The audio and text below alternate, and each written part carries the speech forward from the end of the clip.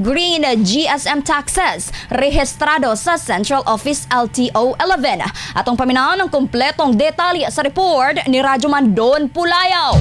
DXDC Radyoman Report. Gikumpirma sa Land Transportation Office kung LTO 11 nga rehistrado sa Central Office kung LTO Manila ang Green GSM Taxi. Human nga gipost sa FB page sa City Government of Davao nga wala hingpit maka-comply og mga rekisitos sa pagkuha og business permit og uban pa. Sa pagkikinabi sa DXDC Davao kang Yurilim ang head sa Law Enforcement Service sa LTO 11 gisulti na nga subay sa pagsusi dinasayran nga gawas nga rehistrado. Adunay order gikan sa Land Transportation Franchising and Regulatory Board kung LTFRB 11 human nga giisyuhan og provisional authority kung PA niadtong Nobyembre 24 tuig kasamtangan sa sulod lamang sa 19 días alang sa pagproseso sa ubang pang mga requirements. Siguro yuri nga sulod sa 90 días mamahimong makapamasada pa ang maong nga taxi unit. Giyawag usab sa opisyal ang taxi operator sa maong nga kumpanya sa taxi aron nga hingpit nga mahimong legal ang operasyon tumanon og i-comply ang mga rekisitos sa pagkuha og permit ngadto sa lokal nga panggamhanan sa dakbayan.